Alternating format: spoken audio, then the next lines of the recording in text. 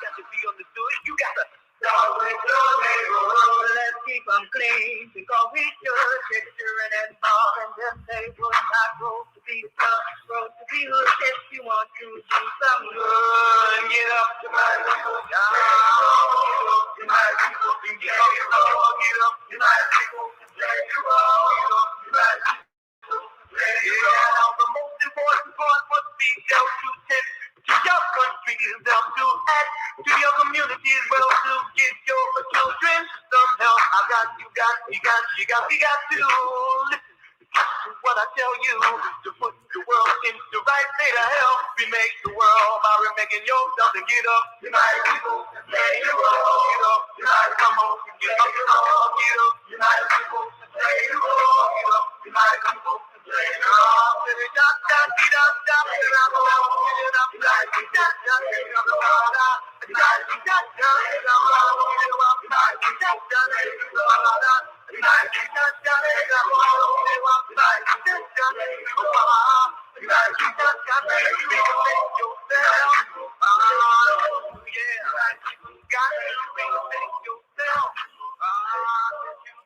Alhamdulillahi Rabbil Alameen wa Bismillahir Rahmanir Rahim wa ashhadu an la ilaha illallah wa ashhadu anna Muhammadan Rasulullah. Dear brothers and sisters, Assalamu alaikum wa rahmatullahi ta'ala wa barakatuh. Alhamdulillah, thank you for joining us this morning for Universal Dimensions of Leadership. Alhamdulillah, we just re-aired yesterday's Jum'ah. Education is a sacred matter, the second portion of that.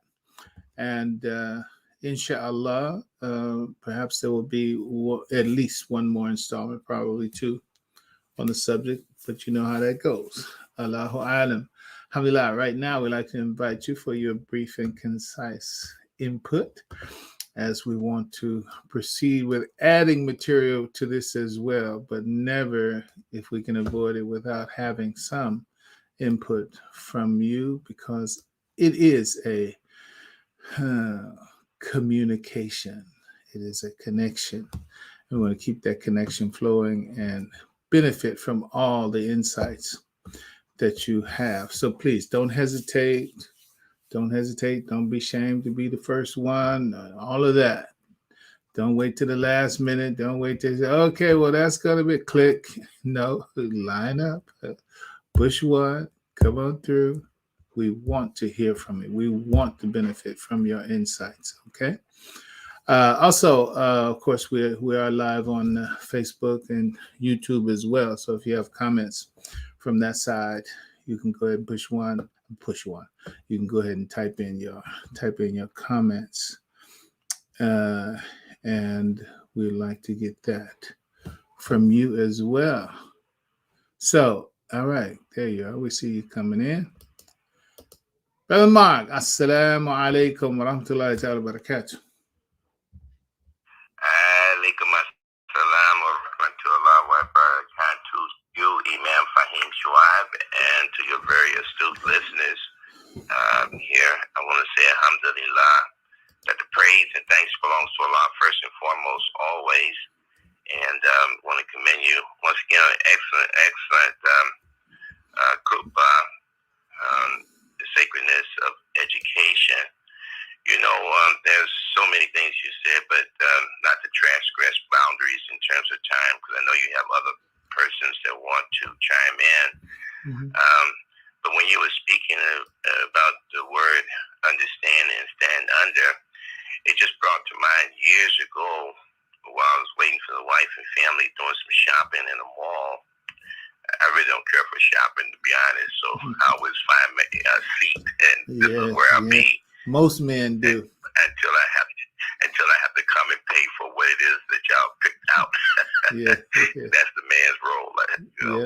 But anyway, there was a Christian Science book store, and I decided to go in there and just browse around.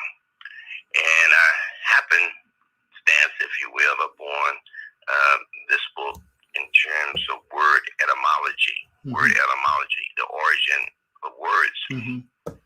And lo and behold, in this Christian Science book, it was the word understand, and etymology of this word, they use understand and stand under at one time interchangeably, interchangeably. And then as it continues to progress, then they drop stand under and just use understand. So when you were saying in terms of being able to support, to stand, what it is that you stand under, to understand that, we oftentimes use our language. Yeah, I feel you. You know, we have our own language. I feel you, man. I feel you. You know, meaning that I understand. I've stood under that same thing and experienced that same thing. Just want to share that. But I've also, and thank you so much in terms of actually giving some clarity to Amrahum, Shurabainahum, in terms of how it works. I remember when Imam Muhammad became the leader. I'm thinking that you perhaps remember Born for the Mission, as he was dressed up in the FOI uniform.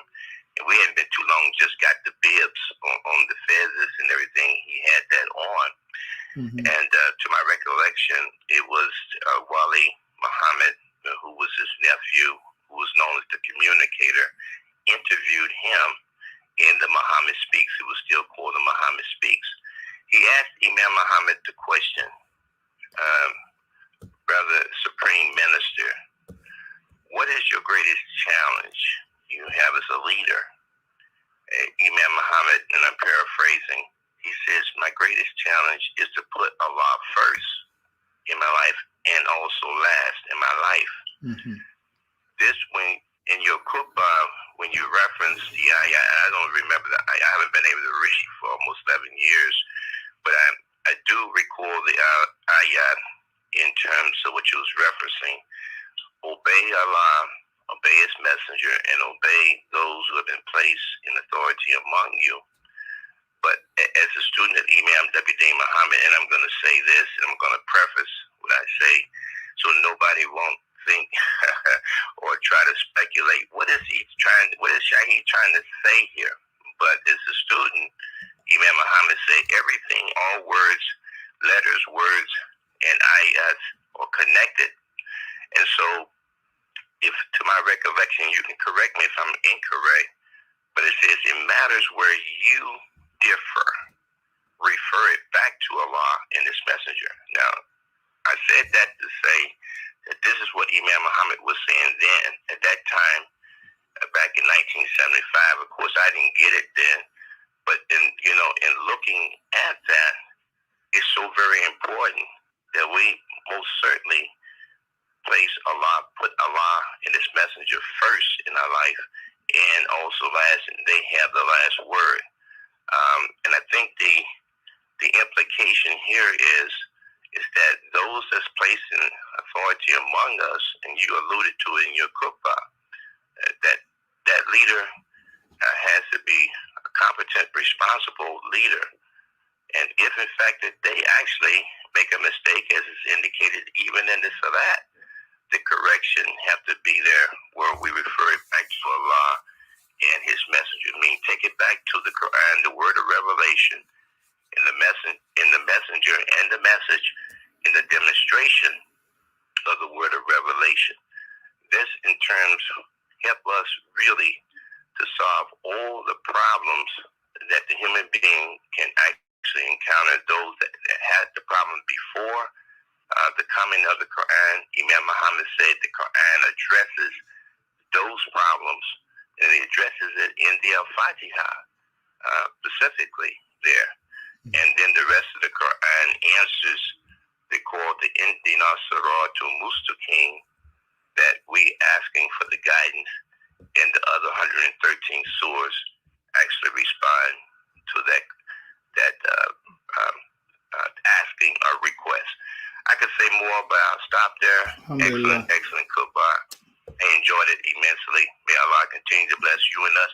And just before I leave, I want to say to your listenership that you have agreed to be with us, for just a short period of time on the Courtship and Marriage Learning Lab. Is now my home is on IWDM Radio, and that would be this Thursday, which would be the 12th of August.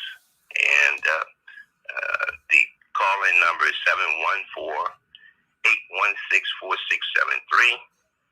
714-816-4673. And it will be 4 p.m. your time, Pacific Coast time. Those in the Central Standard Time Zone, it'll be 6 p.m. for those in the Central Standard Time Zone. And those who are in Eastern Standard Time Zone, it'll be 7 p.m. Eastern Standard Time on IWDM radio. So thank you once again for all it is that you share with us. May Allah continue to bless you and us. Assalamu alaikum. Alhamdulillah. Shukran. Alaikum assalam wa rahmatullahi wa barakatuh. Alhamdulillah. We look forward to that. Alhamdulillah. 932. Was this Asma? Assalamu alaikum. Alhamdulillah. Alaikum assalam, ma'am. How you doing? Alhamdulillah. Good. Oh, alhamdulillah. Thank you. So my on your topic of culture and as community, or either community as culture, and your topic on the education. Mm-hmm. So I'm kind of referencing the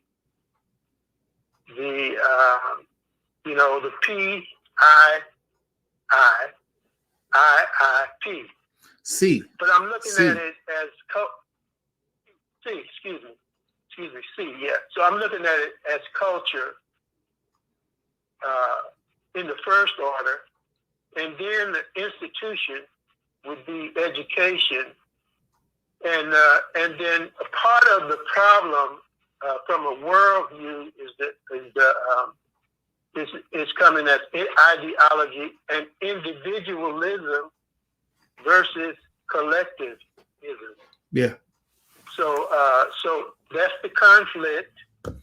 Now I'll stop right there, Mm-hmm. but all of that would lead up to the problem to be solved. Yes. Is that correct? Yeah. I mean, the way that you're distributing it, yeah, it can be. I mean, you can look at each point as a point where there can be a problem in the flow, right? Because that whole PIIIC is about how do you get from a situation that you don't like to a situation that you do like. I'll just put it simple like that. Going from A to B, A being the problem state, and B being the culture or the conclusion or the solution that changes that state. Well, all the way in between, at each point, you can have a problem for the flow of quote unquote of success. You can have a problem in the intuition, you can have a problem in the idea, you can have a problem in ideology, you can have a problem in institution.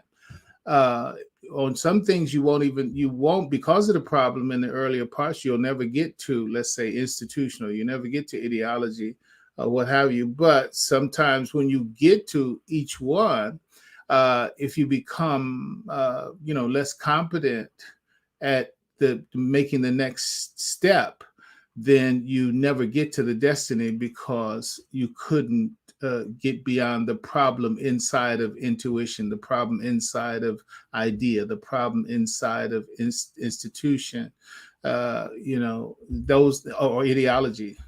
So the point is that, in each one, there's a problem to begin with, but then there are sub problems that you have to solve inside of each one in order to finally get to that final state. Okay. So if we have the individual as opposed to the collective, yeah, that's one of my main as an ideology and a worldview. Yeah, coming from being just selfish, yeah, to a collective, more towards Tawheed. Yeah. Oh, absolutely. And so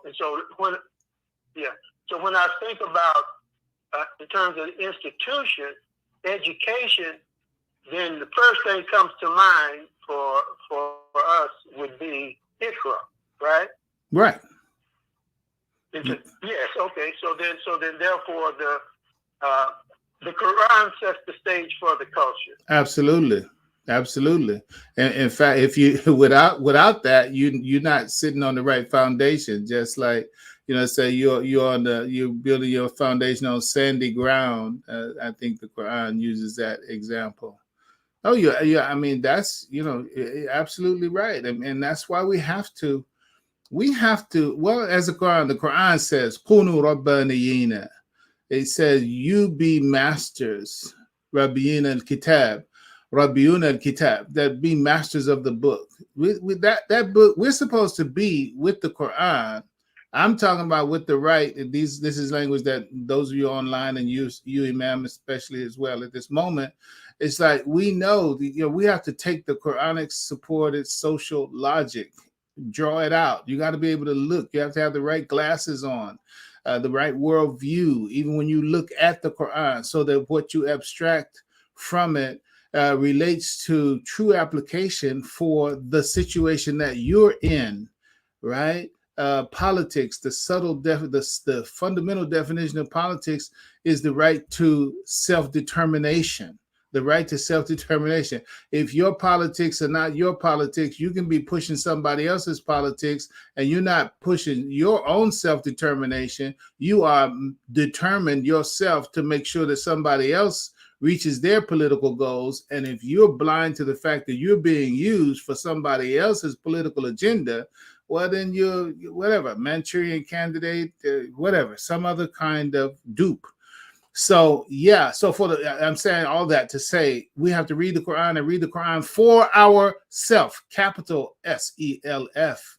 But that's what we have to do. If you're not reading the Quran for yourself, if you're reading the Quran for entertainment, or if you're reading the Quran to impress somebody, or if you're reading the Quran so that people of other ethnic extraction can say, "Oh, how wonderful!" No, that's not it. That's not what it's for.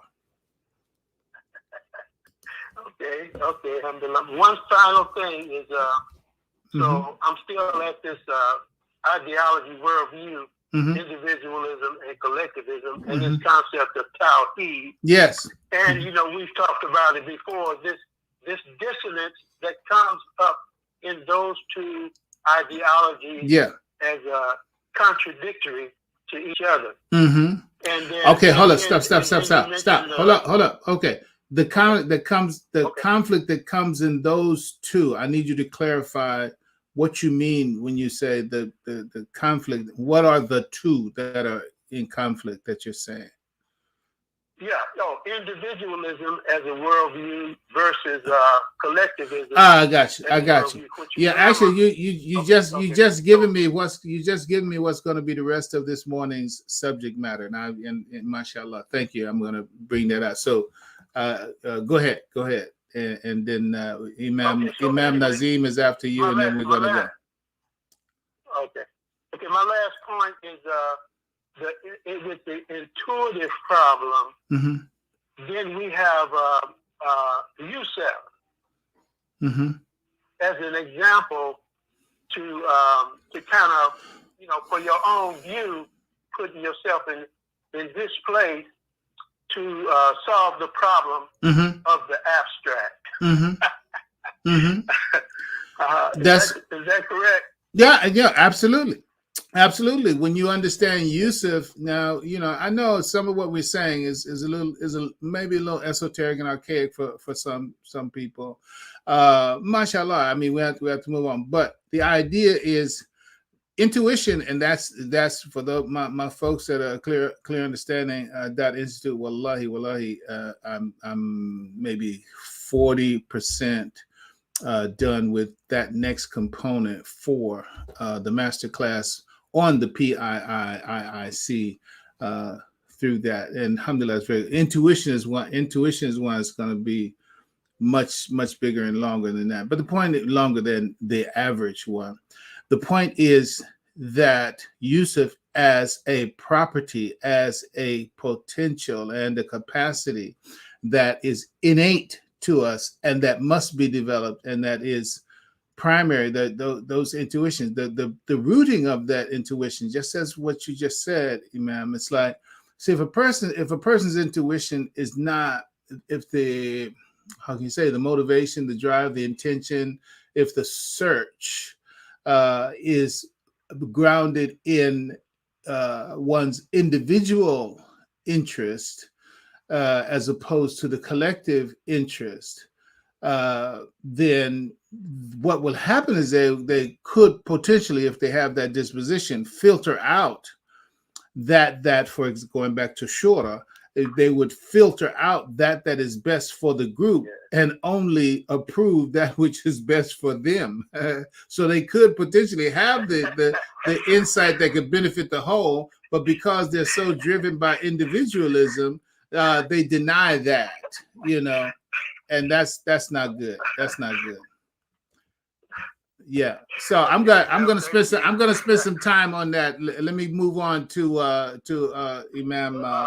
Let me invite you, especially have your notebook out. I don't even know if I may have sent some of this material to you, or we've exchanged it before, but it's very critical. I'm going to go to that with Allah's help in just a moment. All right, thank you, man. Assalamu alaikum. You're welcome. Thank you. Walaikum assalam. All right, Imam Nazim, my patient brother. Assalamu alaikum wa rahmatullahi wa barakatuh. Wa alaikum assalam wa rahmatullahi wa barakatuh. To you, Brother Imam, and the listening audience. Yeah, I mean, it pays to be patient, because you you hear the other thing in there, patient, You may need to be a patient. You may be a little misguided or sickly or not as healthy as you think you are, and then you hear something that makes you aware of it, and it definitely makes you humble by being able to hear it. I like the second take you took on the when they remind you of the Creator, or this is what I believe it looks like, and that does beg me to look at the fact of a reminder. Sometimes a reminder is better than information. That's what one of the things says, is that you already knew, but what you know now has kind of been a part of the past. You need to know what the future looks like, and so you get reminded that you are there, but you haven't arrived yet. And one of the areas that you stimulated in me was that hearing this call, arms like you did for the Saturday event. It has to be supported in order to be successful, and then you have to be consistent. After this, don't let you be a one-hit wonder. You know what I mean? Show up as you're supposed to be, as frequent as you should, in all seasons. Don't let the season change you from showing up. And one of the ways that I think that can be done is when you mention Tawheed. If your approach and attitude is Tawheedic, your connections will be proper in one 90 to the other. seconds. In other words, you don't stop with what you just did. You want to continue to do, and you get the spirit of our previous, language that we used to use out in the streets when it says you're ready, willing, and able. So you got three qualifiers there that allows you to do the job and do it consistently because you're ready, willing, and able. And lastly is that you're supposed to lead by example.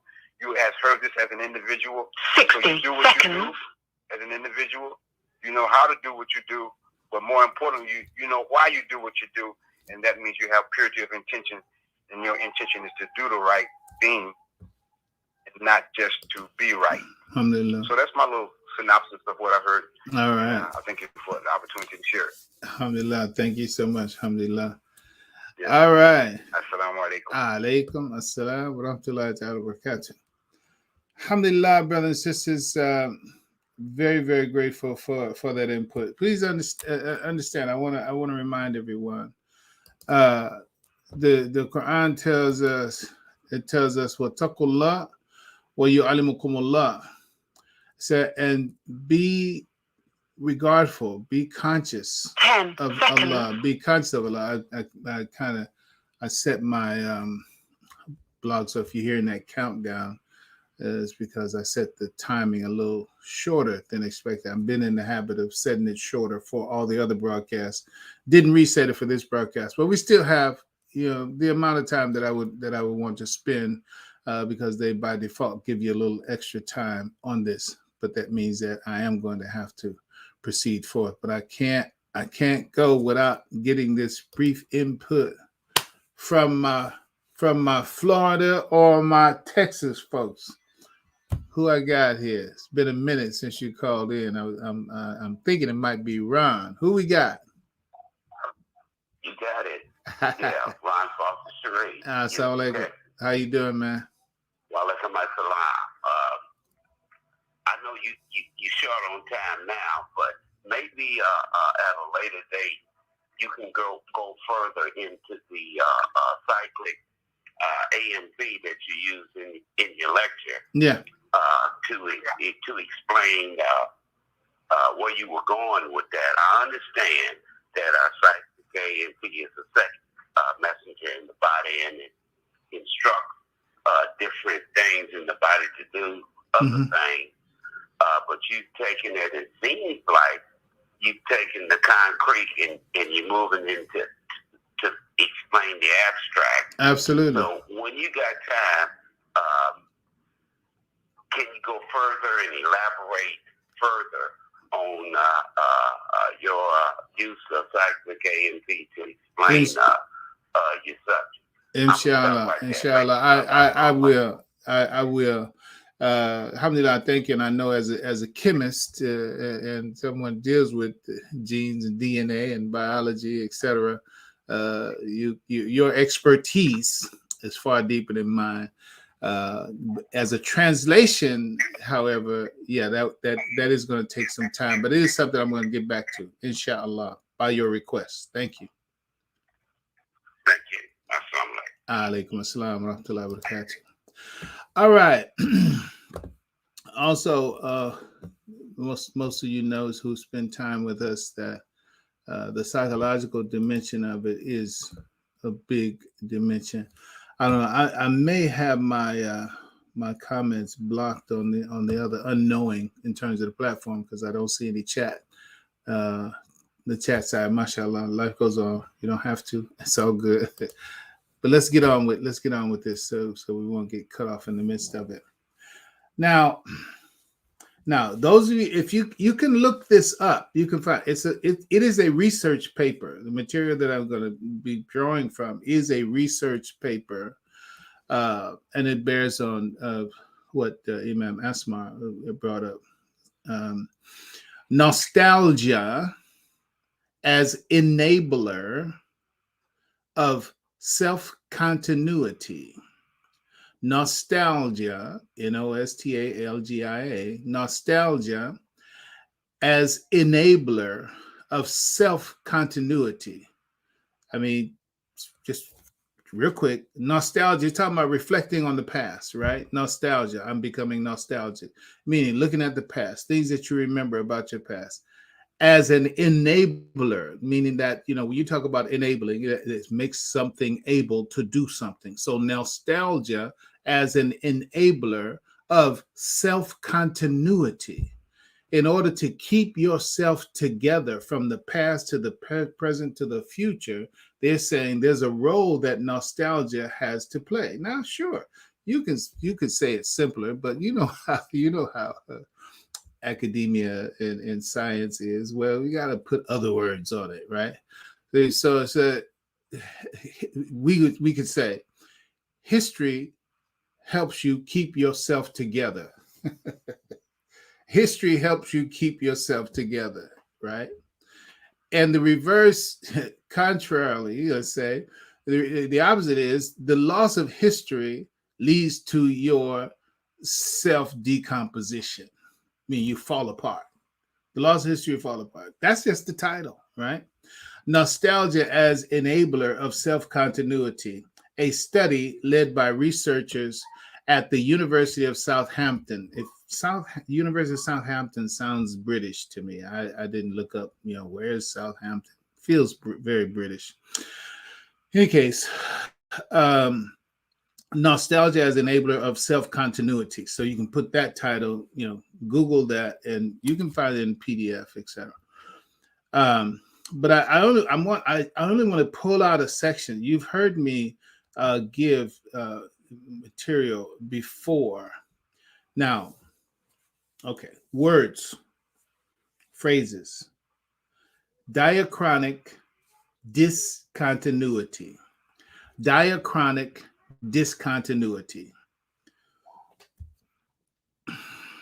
Diachronic means across time, across time. Diachronic, right? Discontinuity is meaning that it's up and down. It's sometimes it's together, sometimes it's apart. It's broken. It's inconsistent. Discontinuity means inconsistent. It means also unstable. Diachronic discontinuity.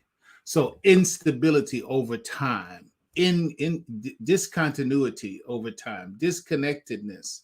All of that, that's a pathological condition. Diachronic it's a mental, pathological, or psychological path. Well, actually, you would call it then a psychopathy, a psychological pathology, right? All right. So what is it? It's a lack of continuity, meaning that I had a past, then I got disconnected from that past. And so from that point on, I've been disconnected. So I've had this diachronic discontinuity. Now, hold on. There's a bunch of scientific words that are coming up here, but you'll get through it, inshallah. A paragraph from this research. Say, moreover, lack of continuity is a source of psychological maladjustment. Do you know anybody that has psychological maladjustment? It may be because they have a lack of continuity. Okay. The lack of continuity is a source of psychological maladjustment. Research shows that approximately 15% of the participants, they're talking about the pool of persons in their research, approximately 15% of the participants who describe themselves as diachronically disunified. What do you mean? Diachronically disconnected from their past, meaning that they, whatever. You can say somebody with being concrete, somebody with amnesia, they are diachronically disconnected. So they have this diachronic discontinuity. They have psychological maladjustments. Why? Because they feel disconnected from their past. This is one of the interpretations Imam Muhammad rahimahullah pointed out to us as an abstraction from Ralph Ellison's book, The Invisible Man. He says, somewhere in my past, I got disconnected from my sense of social responsibilities, something to that effect. The point is that he was disconnected from his past and disconnected from things that are significant in his past.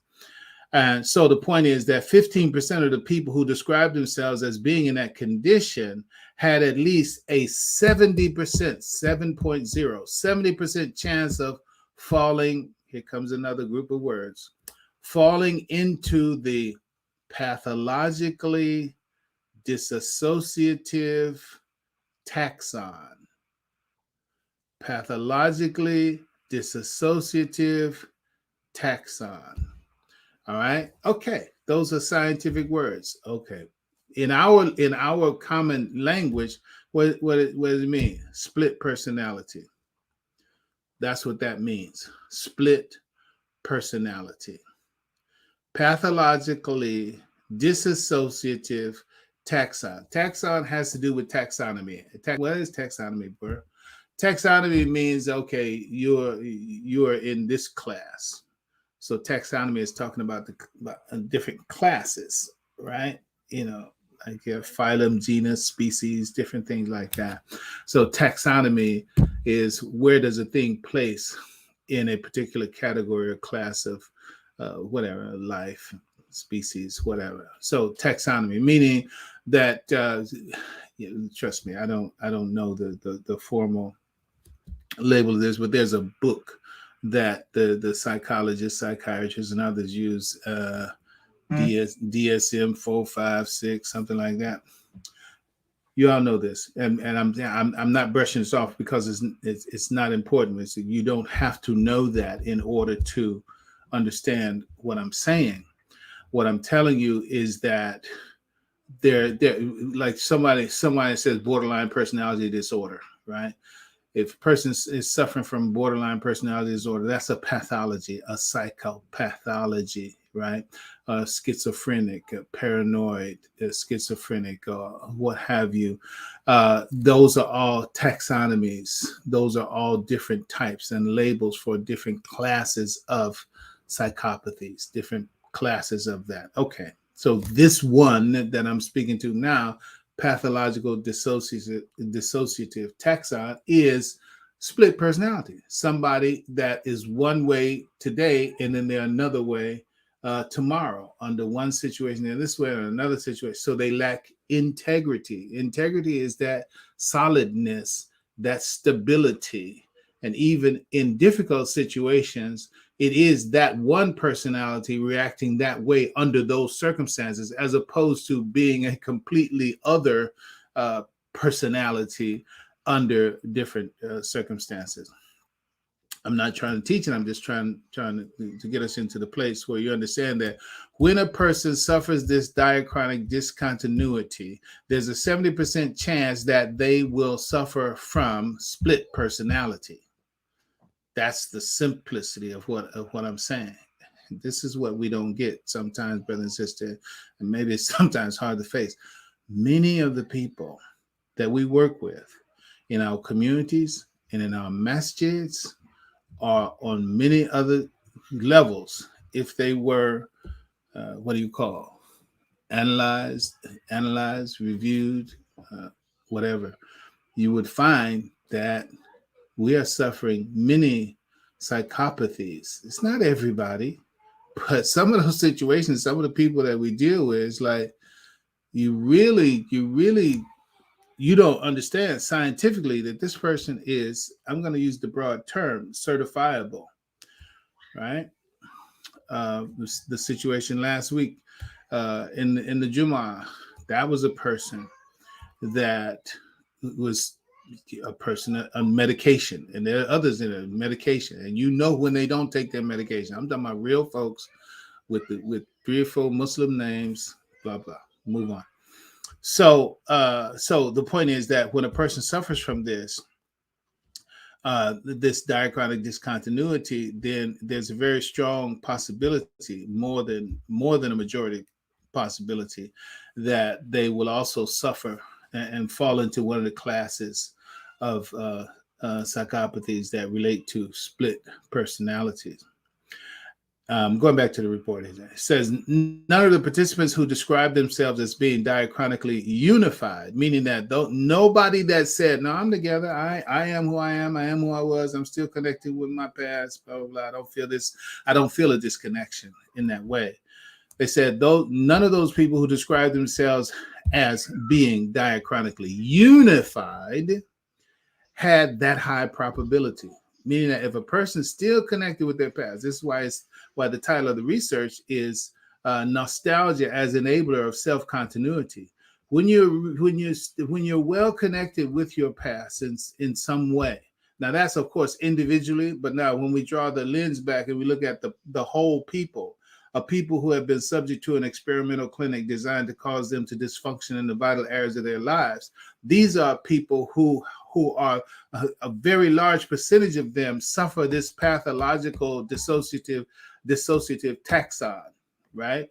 That many of them certifiably could be put into this class of crazy. And I'm trying to be brief because the clock is ticking. So if I put a little more, salt on some of these things, it's because I'm working with time. And if you need clarification, then you can always ask for it. Hit me in the email or comments. In case, so all right. So if you understand that, none of the participants who described themselves as being diachronically unified had that high of a probability, meaning that they are less likely to suffer this kind of split personality. Now, the others who suffer this discontinuity, here are some labels for it. some of the symptoms of it. Negative affect, meaning that they're negative in their emotions, just generally. Do you know anybody that most times when you see them, they're pretty much going to be negative? They Muslim. She Muslim. You know, it's like always got something. You hear about what so-and-so, blah, blah. You know, I don't have to describe it. You have enough experiences to relate to. You got a name to go with what I'm talking about right now. I know you do. Okay. Negative affect, anxiety, alienation, a weakening of group identification. Let's look at that part. It's like, do you have people that hang around the masjid? I'm going to stay on the masjid focus. Hang around the masjid, and they come every time. They come every week. They come on a regular basis, but they don't really get involved. They don't get involved. They come and they go, right? They don't show up for the events and activities. They don't support whatever it might be. It's like it could be the cleanup after what have you. Not everybody does that, but the point is that what's so hard about it, right? But the point is, you come. You don't, when the group is happy, they're not happy with the group. You know, when the group has it, that they have weak group identification, right? So that's one, a weakening of group identification and the emergence of group schisms. Are there any communities that you know of where you have this little tribe inside the community? Yeah, this tribe over here, we're the intellectuals. We're the business people. This group over here, you know, we're the not with the imam, but we look like we with the imam. We're the people who sold the most fish, whatever. All of that. Do you know any communities that might have that? Emergence of group schisms, and even suicide. Speaking of this, people who suffer this dissociative taxon. All right. So the point is that when a person suffers this diachronic discontinuity, when a person is disconnected from their past in that way, then there's a 70% possibility that they will suffer some of these particular aspects and attributes. Now, in relationship to this individual and collective work, right? This is brother and sister. I think everybody you would have to admit that we don't work together as well as we should. We do not take full advantage of the power present in our existence. Mashallah, when we made Hajj, that was one of the things that came strong to my consciousness. I didn't spend the whole Hajj on it, but there was a moment of emphasis for me. It's like you have these millions of people in one place, Muslims from all over the world, who are worshiping, following the same ritual, doing the same rites, having the same set of values and being there, reason for being there, cooperating fully in a series that everyone has to do in that place.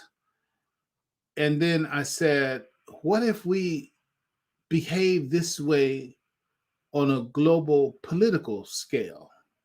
What if we behave this way on a global economic scale?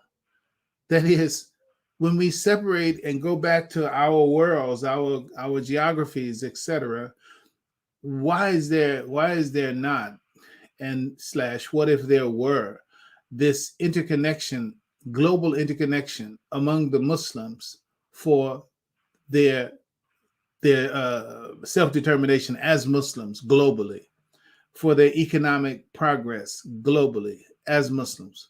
There's a discontinuity, there's a disconnection there. Even though we believe in Allah, we believe Ashhadu an la ilaha illallah, Ashhadu anna Muhammad, believe the Quran, we can make salat together, but that's fundamentally where it stops. Is that according to the plan of God? No. So the point is that the collective work that's supposed to come I'm going to say, on the heels of our embrace of this way of life that Allah blessed us all with, the way of life in China and the way of life not respecting and knowing all the problems in the setups of these other nations. The point is that Al-Islam is the same wherever it is, and that's also, yes, why it's a problem in other locales whose governance is not under Islamic rule, and that's where all the problems come in that regard. And in some cases, in those places that are supposed to be Islamic rule, but being ruled by someone who claims Islam but doesn't practice Islam. Let me move on to give these three categories that we need to just take them conceptually and just work them out. We're not going to be able to do it this morning, but I can give you the categories.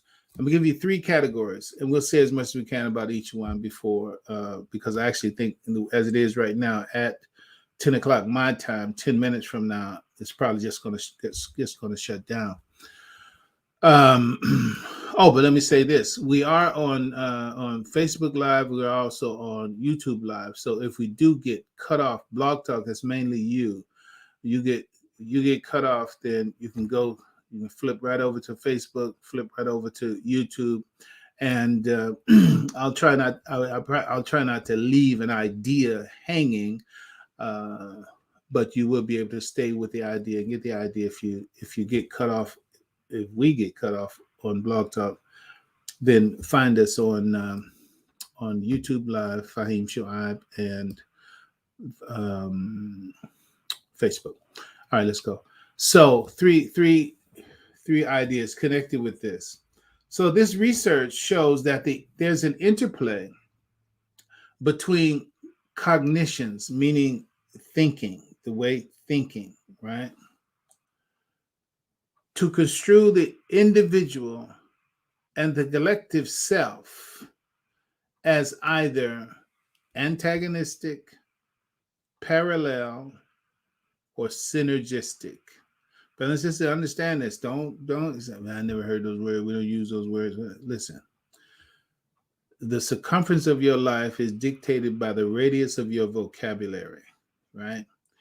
And the significance of words as a facilitator of thought is what you have to understand. If you only use the same words, then you'll always live in the same world. And you don't just pick up words just to say words. You understand words as tools. And when you understand words as tools, like a cup is a tool, then it's not the tool that you're looking for, it's the function of the tool. So it is with words. Antagonistic is a word with a function. Parallel is a word with a function. Synergistic is a word with a function. Imam Muhammad says, for every system, there's a benefit. And in order to get the benefit from a system, you have to think in terms of function. And anytime you're not thinking in terms of function, then you're thinking in a diseased way. Okay?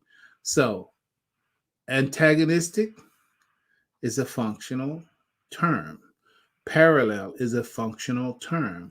Synergistic is a functional term. So let's understand this as it relates to the individual and the collective self. The individual, there's my individual self. Nafsun wahida says all of what I'm saying. Nafsun wahida, that's an individual self. But then nafsun wahida is also the collective self. That's the individual and the collective. And that's how we're supposed to be. We're supposed to act in some cases as individuals, and we're supposed to act in some cases as a collective. All right? And we have to know when to do either. If it's time to be collective, like making salat, if it's time to be collective, it's not time for you to be individual. If you're in the ranks, you do what the ranks dictate. You got that. So let's move on. So here's the issue. Antagonistic. When a person is in the antagonistic mode, that's when the best interest of the individual is in conflict with the best interest of the group. Okay? Do you know anybody that acts antagonistically, whether it be in your community, whether it be in your ethnic group, whether it be in your jamaat? Are they acting antagonistically? Are they acting in terms of their own interest, and their interests are in conflict with the interest of the group? Do you know anybody like that? Okay. So whenever we have people in our groups, no matter how large or how small, and they act in their own interests, and that interest is against the group interest, then they are in the antagonistic mode. So for as far as a condition, so I can start using this in terms of the taxonomy of necrosis. In the taxonomy of necrosis, this is one of the ways that people who have suffered the diachronic discontinuity of being someone subject to an experimental clinic designed to cause them to dysfunction in the vital areas of their lives, this is what happens to them. What happens to them, they suffer this dissociative taxon, which manifests in some cases as an antagonistic way of being. And so that's one of the categories of necrosis, the antagonistic way of being, when the individual puts their interest over the group interest. Antagonistic. So that's one way. And that's what happens to those who suffer what we're talking about, diachronic discontinuity. And I'm going to tell you in one word, necrosis. Let's just put it like that, necrosis. All right, another category is parallel. Parallel. This is also a possibility. Parallel. What is parallel? Parallel is when the individual engages in an activity that neither benefits nor harms the group. Okay. And that is reality. I mean, in reality, for example, if you decide to take a trip to Ohio and I decide to take a trip to Florida, or if you decide to do some gardening and I decide to play chess, okay, so that's parallel. That has no bearing on the quote unquote the group progress and the group success. It's just like, hey, you take a vacation, I take a vacation, you do gardening, I play chess, that's fine. So that's right. And we as members of the group, we have this peaceful coexistence because there's no antagonism between our aspirations in that case. So parallel is a way of being, right? Parallel. So wherever we have that parallel functioning amongst us, it's not relevant to the group progress no more than the fact that if everybody is doing something that they enjoy doing as a hobby or as an avocation, etc., that may add to the good personality, good temperament, good feeling, good mood, etc., that could contribute to the sense of well-being in the group, as long as people are having that.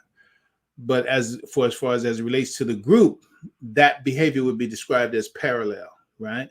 Antagonism is my interest over the group interest. That's one.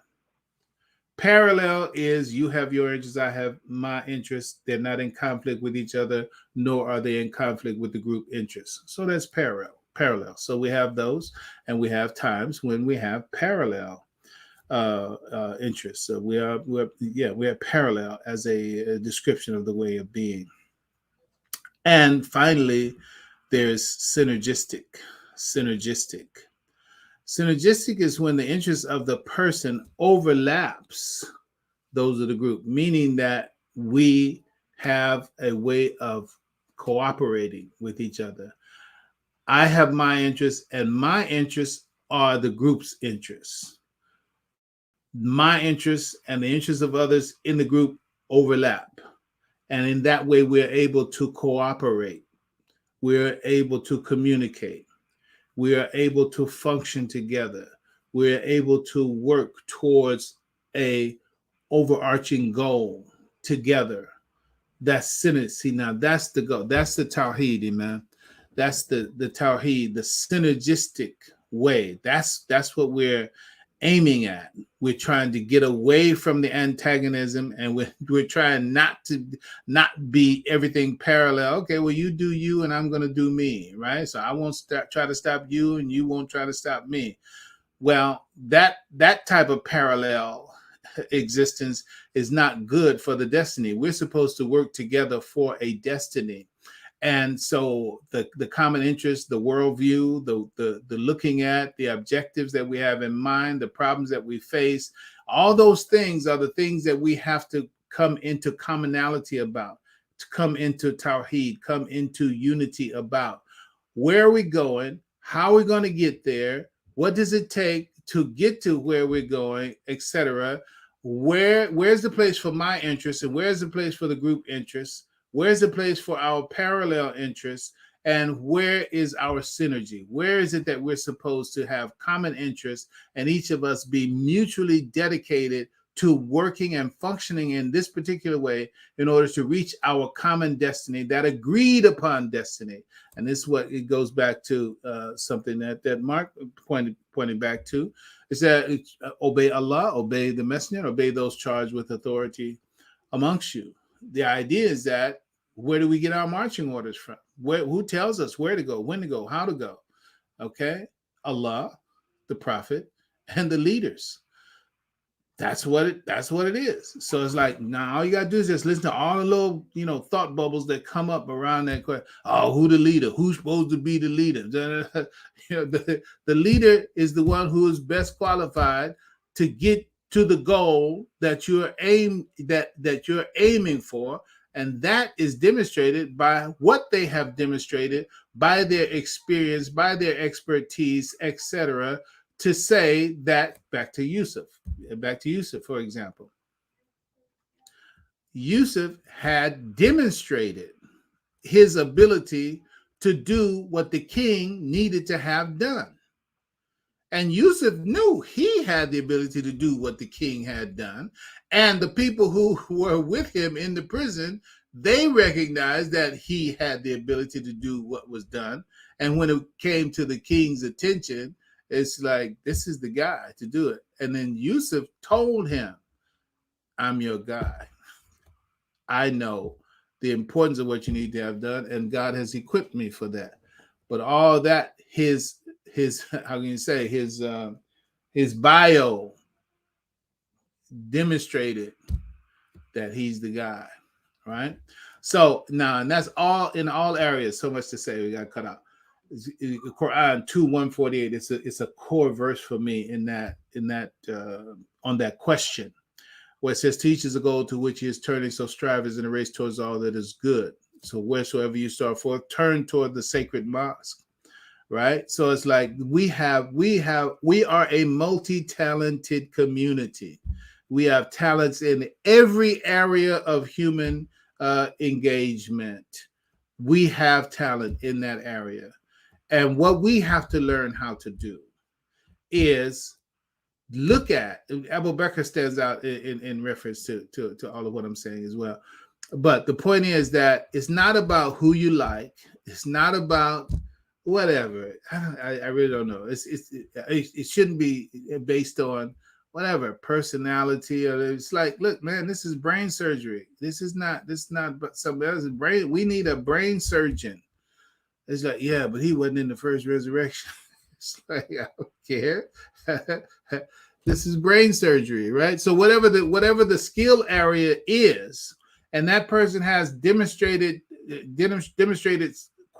qualification in that area, then that's the best person, and that should be demonstrated. I'm gonna close with this. Abu Bakr gives me, not only tell Yusuf, we spend the time to do it, we treat it a little even more so. But here are analogies that get you in the area of what I'm trying to say about leadership. Go read the story about how Abu Bakr became the first successor of Prophet Muhammad sallallahu alaihi wasallam. Just read the story. Read several of them. Doesn't matter. You can go on YouTube. You don't feel like reading, go on YouTube and just type in the succession of Abu Bakr, okay? And you'll get feedback. I'm going to just abbreviate it to make this point. Abu Bakr and Umar radiallahu anhuma, when they went to the place where people were trying to make decisions about who's going to be the leader after Prophet Muhammad sallallahu alaihi wasallam, and Abu Bakr basically he just stepped up and said, "Look, man, it's not going to go like that. I'm putting it out of term. It's not gonna go like that. And so they put up their resistance initially to, and Abu Bakr, he was just walking with Omar. Right now, Omar, he's that guy. So it was significant that Omar was with him, but Abu Bakr wasn't dependent on Omar to back his play, as we might say. You know, Abu Bakr is he's standing on the strength of, quote unquote, what is the truth. And in essentially, the people who were making claims to that leadership, they were making claims, well, we're the ones that did this, and we're the ones that did that, and we're the ones that did that. And Abu Bakr fundamentally said, he said, yeah, everything that you say about yourself in that respect, that's true. He said, fundamentally, he said, but can't nobody but the Quraysh be the follower of this? And I'm not even tripping on the historical, the Shia Sunni split, blah, blah, blah. That's game overall right there too. I'm out of that, but it don't matter. You say you think you're out of it, but you're in it just because you're saying what you're saying. MashaAllah. Moving on. The point is, he said, well, you don't have to be among the Quraysh. That's just the way it is. And so while acknowledging, yeah, you guys got strong points, you have strong suits, you have strong things, you have things that you did, but the overall paradigm of it all is such that intrapsychically, culturally, historically, in our collective mindset, that it has to be from the Quraysh. That's just what it is, right? Okay, so there are certain things that are simply understood, and that's a part of what we have to get to. A part of what we have to get to is like, sometimes you look for this stripe, this credential, that credential, etc. And many of those things that we look for as the basis for credibility and value are not the right qualities, or not the right attributes, you see.